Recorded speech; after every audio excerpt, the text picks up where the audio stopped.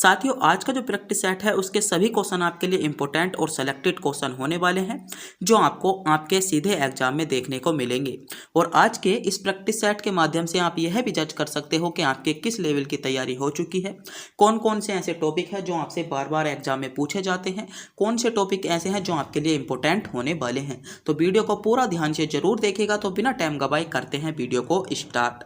आपका पहला क्वेश्चन है, विधवा पुनर्विवाह कानून कब बना? ऑप्शन आपके सामने है 1853 में, 1856 में, 1863 या 1865।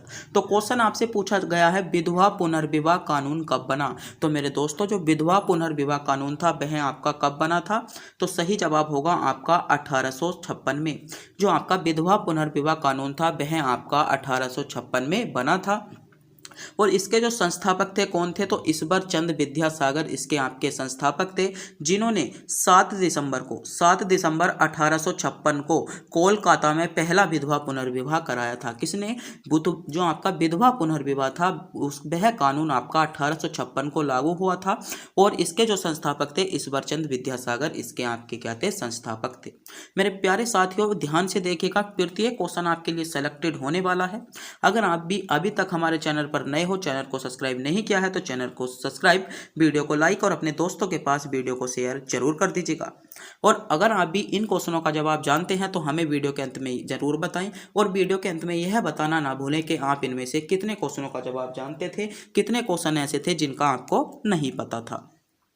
अगला क्वेश्चन है आपका, मेघ गर्जन वायुमंडल की किस परत में होता है? आपसे क्वेश्चन पूछा गया है जो आपके बादल गरजते हैं वे वायुमंडल की कौन सी परत में गरजते हैं? ऑप्शन है ओजोन मंडल में, क्षोभ मंडल में, समताप मंडल में या इनमें से कोई नहीं। तो पहली बात कर लेते हैं वायुमंडल को लेकर। तो वायुमंडल को आपको 5 भागों में बांट दिया गया है। कितने भागों में बांट दिया गया है? 5 भागों में। पहला हो जाएगा आपका क्षोभ मंडल, दूसरा हो जाता है आपका समताप मंडल, तीसरा हो जाएगा मध्य मंडल, चौथा हो जाता है आपका ओजोन मंडल और पांचवा हो जाता है आपका बहिर्मंडल। कौन कौन से? पहला हो जाएगा आपका क्षोभ, कौन सा? क्षोभ मंडल।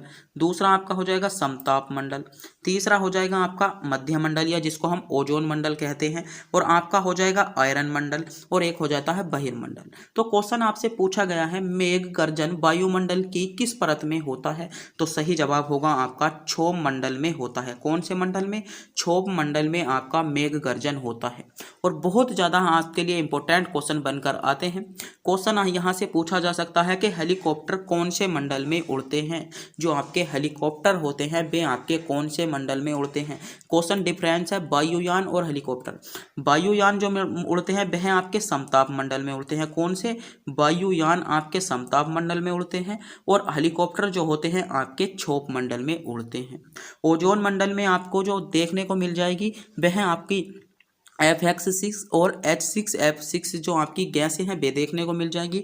और आयरन मंडल में आपके जैसे दूर संचार, हमको नेटवर्क प्राप्त करना है, हमारे फ़ोन में डाटा आ रहा है, यो सभी आपको जो मिलता है आयरन मंडल में आपको देखने को मिल जाता है। तो क्वेश्चन पूछा गया था बादल का जो गर्जन होता है वायुमंडल की किस परत में होता है? तो सही जवाब होगा मेरे दोस्तों आपके क्षोभ मंडल में होता है, यानी बी विकल्प के साथ आपका बिल्कुल करेक्ट जवाब होगा।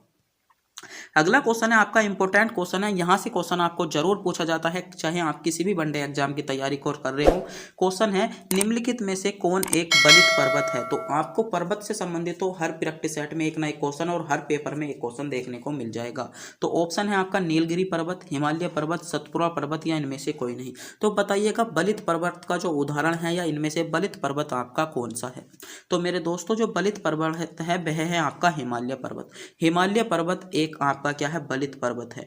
और कई बार क्वेश्चन पूछा गया है पर्वतराज की जो उपाधि दी गई है कौन से पर्वत को दी गई है? तो हिमालय पर्वत को ही पर्वतराज के नाम से जानते हैं। बात करते हैं नीलगिरी पर्वत कहाँ पर स्थित है। यह भी तो क्वेश्चन पूछा जा सकता है। क्वेश्चन आपसे सीधे तौर पर पूछा जा सकता है कि नीलगिरी आपका कहाँ पर है? तो नीलगिरी मेरे दोस्तों आपका कहाँ पर हो जाएगा? तमिलनाडु में आपका नीलगिरी है। हिमालय पर्वत का सभी को पता होगा, जो आपका नेपाल और उत्तराखंड या आपका जम्मू कश्मीर वाला क्षेत्र है वहाँ पर आपका हिमालय पर्वत है। बात कर लेते हैं सतपुड़ा पर्वत की। तो सतपुड़ा जो पर्वत है वह आपका कहाँ पर है, तो नर्मदा और ताप्ती नदी के मध्य में क्या है, आपका सतपुड़ा पर्वत है। जो आपकी नर्मदा और ताप्ती नदी के बीच में से आपका क्या हो जाता है, सतपुड़ा पर्वत निकल कर आता है, जो आपके मध्य प्रदेश वाले एरिया में आपको देखने को मिल जाएगा। तो क्वेश्चन आपसे पूछा गया था एक बलित पर्वत है, तो हिमालय आपका बलित पर्वत है, यानी बी विकल्प के साथ इसमें आपका बिल्कुल करेक्ट जवाब होगा, जिन भी मेरे देश के जवानों ने विकल्प बी को चुनेगा। तो मेरे साथियों विश्वास कीजिएगा आज का प्रत्येक क्वेश्चन आपका आरपीएफ कांस्टेबल के लिए सेलेक्टेड क्वेश्चन है और एसआई के लिए भी महत्वपूर्ण क्वेश्चन होने वाले हैं। तो वीडियो को आप पूरा जरूर देखिएगा और वीडियो के अंत में हमने आपको एक क्वेश्चन का टेस्ट दिया है जिसका जवाब आपको कमेंट बॉक्स में बताना होगा। अगला क्वेश्चन है आपका निम्नलिखित में से कौन सा सबसे पुराना स्मारक है। ऑप्शन है कुतुब मीनार, ताजमहल, अजंता की गुफाएं या खजुराहो मंदिर, जो आपके खजुराहो में मंदिर है वह। तो क्वेश्चन आपसे पूछा गया है निम्नलिखित में से कौन सा सबसे पुराना स्मारक है। तो सबसे पुराना जो स्मारक है मेरे दोस्तों वह है आपकी अजंता की गुफाएं, क्योंकि जो अजंता की गुफाएं जो है वह आपकी कहाँ पर है, तो एमआर यानी महाराष्ट्र में है, जो आपकी बौद्ध धर्म से संबंधित थी। कौन से धर्मों से संबंधित थी, तो बौद्ध धर्म से संबंधित थी, जो आपकी लगभग 563 बीसी की बात चल रही है। तो क्वेश्चन पूछा गया था निम्नलिखित में से सबसे पुराना स्मारक आपकी अजंता की गुफाएं हो जाएंगी। बात करते हैं कुतुब मीनार को लेकर। तो कुतुब मीनार का जो निर्माण कराया था आपका 1200 में, लगभग 1200 में आपका कुतुबुद्दीन ऐबक ने कराया था, जिसको पूरा जो करवाया था वह आपका इल्तुतमिश ने कराया था। ताजमहल का निर्माण कब किया था, तो ताजमहल जो था वह आपका 1643 में बनकर पूरा हो गया था। जिसका ताजमहल का निर्माण किसने कराया था, तो शाहजहां ने आपका कराया था और 1643 में बनकर यह आपका पूरा हो गया था। अगला क्वेश्चन है आपका विख्यात सोमनाथ मंदिर को नष्ट किसने किया। बहुत इंपॉर्टेंट क्वेश्चन है, सेलेक्टेड क्वेश्चन है, 3 स्टार इस क्वेश्चन को देने वाला हूं। यह क्वेश्चन आपको बहुत ज्यादा एग्जाम में देखने को मिल जाता है कि विख्यात जो आपका सोमनाथ मंदिर था उसको नष्ट किसने किया था। ऑप्शन है मोहम्मद बिन कासिम ने, सुल्तान महमूद गजनवी ने, कुतुबुद्दीन ऐबक ने या मोहम्मद गोरी ने। तो बताइए विख्यात सोमनाथ मंदिर। तो मेरे दोस्तों जो आपका विख्यात सोमनाथ मंदिर था उसको जो आपका नष्ट किया था वह आपका सुल्तान महमूद गजनवी ने आपका क्या था, इसको नष्ट किया था। बात करते हैं कब किया था, तो 1025 ईस्वी में आपका क्या कर दिया था, जो आपके मोहम्मद जो आपके गजनवी थे इन्होंने विख्यात जो आपका सोमनाथ मंदिर को क्या कर दिया था, ध्वस्त कर दिया था, जिसको आपको सहरा ही सोना जो भी आपका लूट कर सोमनाथ मंदिर को यह लूट कर ले गया था। बहुत इंपॉर्टेंट क्वेश्चन है, सेलेक्टेड क्वेश्चन है, आपको सीधे आपको एग्जाम में देखने को मिलने वाला है। आगे बढ़ते हैं। अगला क्वेश्चन है आपका त्रिपिटक धार्मिक ग्रंथ है। ऑप्शन है जैनों का, हिंदुओं के, मुसलमानों के या बौद्धों के। तो त्रिपिटक जो धार्मिक ग्रंथ है सबको ही पता होता है, मैं मानता हूं कि आपको इस क्वेश्चन का जवाब का पता होगा, आपका बौद्धों से संबंधित आपका त्रिपिटक धार्मिक ग्रंथ हो जाएगा। आगे क्वेश्चन देखते हैं। अगला क्वेश्चन आपसे क्या पूछा जा रहा है, आपके लिए क्या इंपॉर्टेंट क्वेश्चन होने वाला है। क्वेश्चन है राष्ट्रीय पदार्थ में सकल लाभ में कितना कृषि उद्योग का योगदान है। ऑप्शन है 17.5%, 17.9%, 20% या अन्य। तो कितना है, तो 17.5% इसमें आपका बिल्कुल करेक्ट जवाब होगा। जो क्वेश्चन आपके लिए इंपॉर्टेंट क्वेश्चन है उनके बारे में हम डिटेल्स में बात करेंगे और जो क्वेश्चन आपके इंपॉर्टेंट नहीं है उनके बारे में हम उनको थोड़ा सा स्किप करेंगे। ऐसा जो क्वेश्चन आपके ऐसे हैं जो आपसे पूछे जा सकते हैं और जिनके अतिरिक्त उनसे संबंधित क्वेश्चन आपसे एग्जाम में देखने को मिलते हैं, तो उनके बारे में हम पूरा डिस्कस करेंगे। अगला क्वेश्चन है आपका अंतरराष्ट्रीय मानवीकरण संगठन ISO का मुख्यालय कहाँ है। ऑप्शन है आपके ढाका में, जिनेवा में, न्यूयॉर्क में या लंदन में। तो बताइएगा, इंपॉर्टेंट क्वेश्चन है, सेलेक्टेड क्वेश्चन है ये कि अंतरराष्ट्रीय मानकीकरण संगठन जिसे हम बोलते हैं ISO का जो मुख्यालय है कहाँ पर है। तो सही जवाब होगा इसका मुख्यालय आपका जिनेवा में हो जाएगा। जिनेवा यानी बी विकल्प के साथ आपका करेक्ट जवाब होगा। बात कर लेते हैं कि ISO की स्थापना जो हुई थी वह आपकी कब हुई थी। तो बहुत ज़्यादा यहाँ से भी क्वेश्चन पूछ लिया जाता है। तो 26 जून को, कब ISO की स्थापना 26 जून 1945 को आपकी क्या कर दी गई थी, स्थापना कर दी गई थी। तो स्थापना से संबंधित भी आपसे क्वेश्चन पूछा जा सकता है।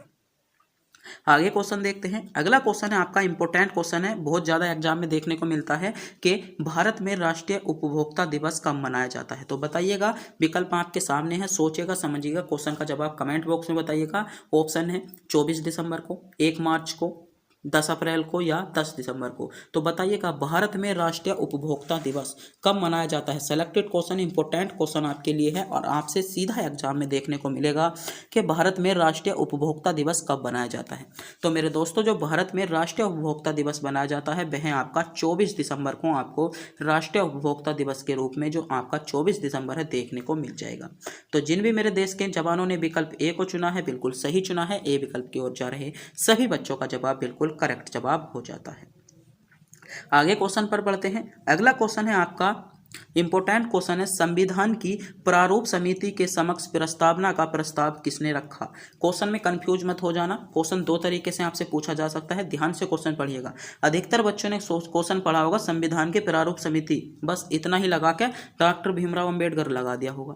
अब भैया क्वेश्चन पूरा पढ़ें। क्वेश्चन है कि भारतीय संविधान में जो आपकी प्रारूप समिति के समक्ष जो प्रस्तावना का प्रस्ताव रखा था वह आपका पंडित जवाहरलाल नेहरू ने रखा था।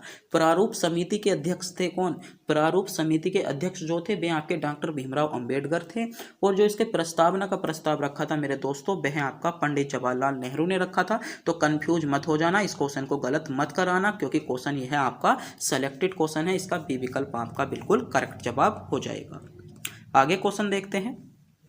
अगला क्वेश्चन है आपका इंपॉर्टेंट क्वेश्चन, इस क्वेश्चन को बताऊंगा। क्वेश्चन है स्वच्छ भारत अभियान कब आरंभ हुआ। ऑप्शन है 1 अप्रैल 2015 को, 9 दिसंबर 2014 को, 2 अक्टूबर 2014 को या 26 जनवरी 2015 को। तो बताइए स्वच्छ भारत अभियान कब आरंभ हुआ था। तो मेरे दोस्तों, जो स्वच्छ भारत अभियान था वह आपका 2 अक्टूबर 2014 को आरंभ हुआ था और 2 अक्टूबर 2019 तक जो इसका लक्ष्य था वह था आपका संपूर्ण भारत को एक स्वच्छ देश बनाना। इसका क्या रखा गया था?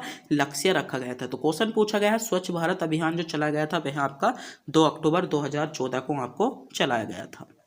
अगला क्वेश्चन है आपका, क्वेश्चन है कौन सा मेट्रो शहर भारत का पहला वाईफाई सक्षम शहर बना है। ऑप्शन है मुंबई मेट्रो, नई दिल्ली मेट्रो, कोलकाता मेट्रो या चेन्नई मेट्रो। तो क्वेश्चन आपका इंपॉर्टेंट है कि पहला वाईफाई सक्षम शहर जो आपका मेट्रो शहर बना है वह आपका कौन सा बना है। तो सही जवाब जो इसमें मेरे दोस्तों आपका करेक्ट जवाब होने वाला है कोलकाता शहर, इसमें आपका सी विकल्प के साथ आपका बिल्कुल करेक्ट जवाब होने वाला है।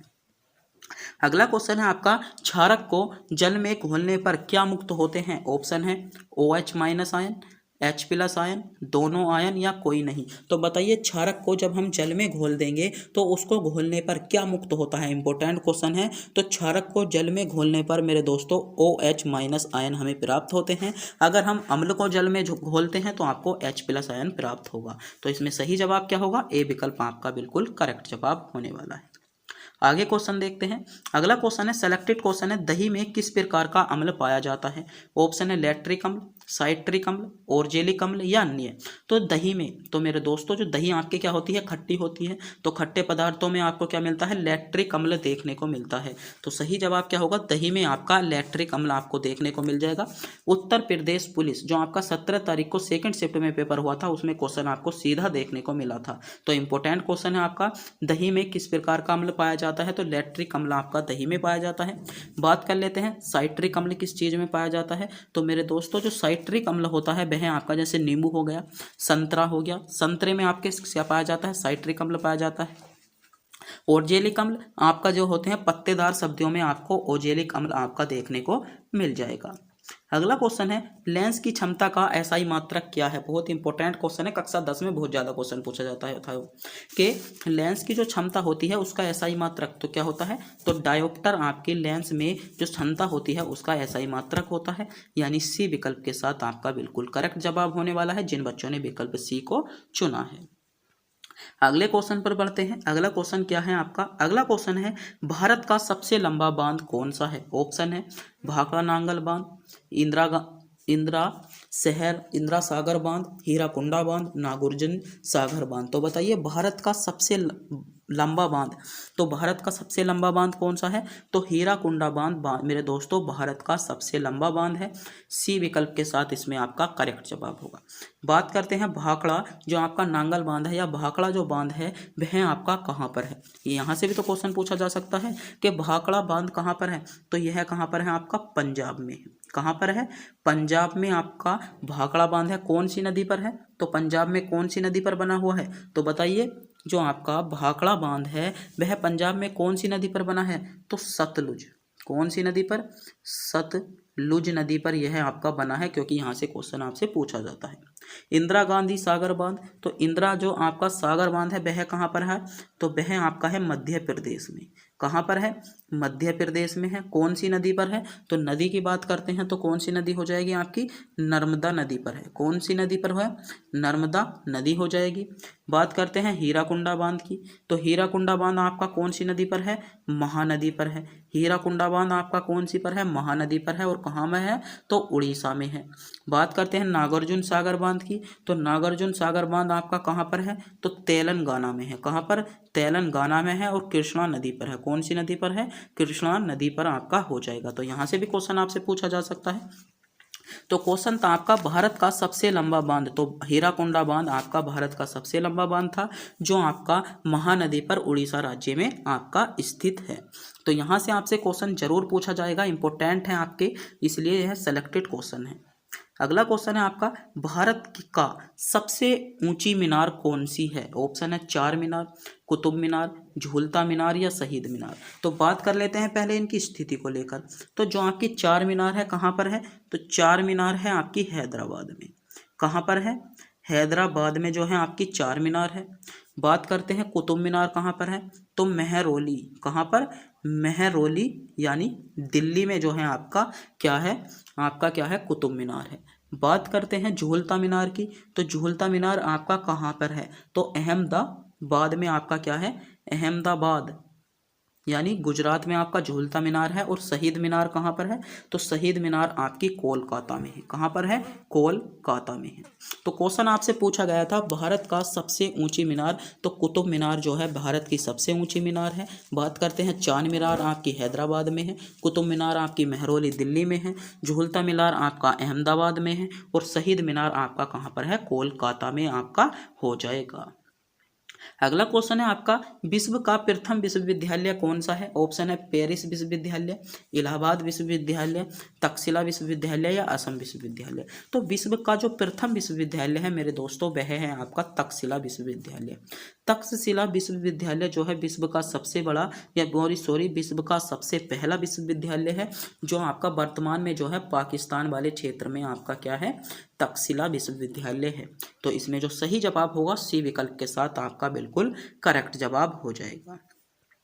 अगला क्वेश्चन देखते हैं। अगला क्वेश्चन है आपका, विंध्याचल और सतपुड़ा पहाड़ी के बीच से होकर बहने वाली नदी कौन सी है? ऑप्शन है नर्मदा नदी, सिंधु नदी, कोसी नदी या गोदावरी नदी। तो विंध्याचल और सतपुड़ा पहाड़ी के बीच से कौन सी नदी बहती है? तो सही जवाब होगा विंध्याचल और सतपुड़ा नदी के बीच से आपकी कौन सी नदी बहती है? नर्मदा नदी आपकी इनके बीच से बहती है। कहाँ से बहती है? नर्मदा नदी इनके बीच से बहती है। बात करते हैं नर्मदा नदी के उद्गम स्थल को लेकर, तो नर्मदा नदी का जो उद्गम है वह आपका कहाँ पर है? अमरकंटक के पठार अनूपपुर से जो होता है वह आपका नर्मदा नदी का उद्गम होता है। बात कर लेते हैं, इसको हम रेवा नदी के नाम से भी जानते हैं। तो क्वेश्चन पूछा जा सकता है कि रेवा नदी को किस नदी के नाम से जानते हैं? तो नर्मदा नदी के नाम से जानते हैं। क्वेश्चन पूछा गया था विंध्याचल और सतपुड़ा की पहाड़ी तो आपकी नर्मदा नदी होकर बहती है।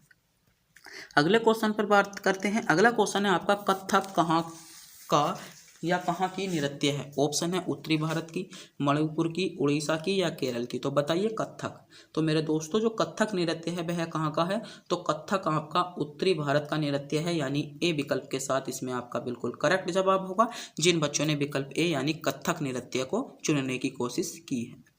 अगला क्वेश्चन है, नृत्य शैली निम्न नृत्य शैली में किस प्रकार उद्गम पूर्वी भारत में होता है? तो भारतनाट्यम आपका जो नृत्य है इसका उद्गम कहाँ पर होता है? तो भारतनाट्यम जो उद्गम होता है वह आपका कहाँ पर होता है? तमिलनाडु में होता है। कथकली कहाँ का नृत्य है? तो कथकली आपका केरल का नृत्य है। कुचिपुड़ी कहाँ का है? तो आंध्र प्रदेश का है। कौन सा है? कुचिपुड़ी आपका आंध्र प्रदेश का है। और मणिपुरी नृत्य जो है आपका मणिपुरी का होगा। तो क्वेश्चन आपसे पूछा गया था निम्नलिखित नृत्य शैलियों में से किसका उद्गम? तो पूर्व पूर्व का राज्य कौन सा है, तो मणिपुर जो है आपका पूर्व का राज्य है। तो पूर्वी जो आपका भारत में नृत्य का उद्गम होता है मणिपुरी, इसमें आपका सही जवाब होगा। क्वेश्चन यहाँ से जरूर पूछा जाता है। एसएससी जीडी जो 2024 में आपके एग्जाम हुए थे उसमें हर बार यहाँ से क्वेश्चन मिला था। लगभग जितनी भी शिफ्टों में आपके पेपर हुए थे आपको यहाँ से क्वेश्चन हर शिफ्ट में मिल रहा था। तो भरतनाट्यम कहाँ का नृत्य है, आपका तमिलनाडु का है। कथकली केरल का हो जाएगा और कुचिपुड़ी आपका आंध्र प्रदेश का और मणिपुरी आपका मणिपुर का हो जाता है। इंपॉर्टेंट क्वेश्चन था, इसका आपको पता होना चाहिए। स्क्रीनशॉट भी इस क्वेश्चन का आप ले सकते हो। तो मेरे प्यारे साथियों एक बार फिर से बता दूं, आपने अभी तक हमारे चैनल को सब्सक्राइब नहीं किया है, चैनल को सब्सक्राइब, वीडियो को लाइक और अपने दोस्तों के पास वीडियो को शेयर जरूर कर दीजिएगा। अगला क्वेश्चन है, शरीर की सबसे बड़ा ग्रंथि कौन सी है। ऑप्शन है लार ग्रंथि, थायराइड ग्रंथि, यकृत या अमाशय। तो बताइएगा, सोचिएगा, समझिएगा, क्वेश्चन पर विचार कीजिएगा, कमेंट बॉक्स में हमको बताइएगा कि शरीर की सबसे बड़ी ग्रंथि। तो मेरे दोस्तों जो शरीर की सबसे बड़ी ग्रंथि है वह है आपकी यकृत ग्रंथि, आपकी शरीर की सबसे बड़ी ग्रंथि है, यानी सी विकल्प के साथ इसमें आपका बिल्कुल करेक्ट जवाब होने वाला है। अगला क्वेश्चन है आपका, सबसे हल्की धातु कौन सी है। ऑप्शन है लिथियम, इरिडियम, एल्यूमिनियम या ओसियाम। बताइए हल्की धातु, जो आपकी सबसे हल्की धातु। तो मेरे दोस्तों सबसे हल्की धातु कौन सी है, तो लिथियम आपकी सबसे हल्की धातु है, यानी इसमें जो सही जवाब होगा वह आपका ए विकल्प के साथ बिल्कुल करेक्ट जवाब होगा। अगला क्वेश्चन है, आंखों में प्रवेश करने वाले प्रकाश की मात्रा को नियंत्रित करता है। जो आपकी आंख होते हैं, जो उनकी आंखों में आपका प्रकाश पड़ता है उसको, उस प्रकाश को जो आपका नियंत्रित करता है कौन करता है। ऑप्शन है परितारिका, पुतली, लेंस या पश्चिमी पेशिया। पश्चिमाभी जो पेशिया होती हैं। तो आंख में प्रवेश करने वाले प्रकाश को जो नियंत्रित करता है मेरे दोस्तों वह आपका परितारिका करता है, यानी ए विकल्प के साथ इसमें आपका सही जवाब होगा, जिन बच्चों ने विकल्प ए को चुना है। कई बार क्वेश्चन पूछा जाता है कि नेत्रदान करते समय मानव आंख का जो नेत्रदान होता है करते समय कौन से भाग को दान में दिया जाता है। तो कौन सा भाग होता है, तो मानव आंख का जो होता है कॉर्निया भाग को हम क्या करते हैं, दान में देते हैं। तो क्वेश्चन आपसे यह भी क्वेश्चन पूछा जा सकता है कि जब कोई मनुष्य आपकी अपने नेत्र को दान करता है तो नेत्र का कौन सा भाग दान दिया जाता है। तो कॉर्निया जो भाग होता है वह आपका क्या किया जाता है, दान में दिया जाता है।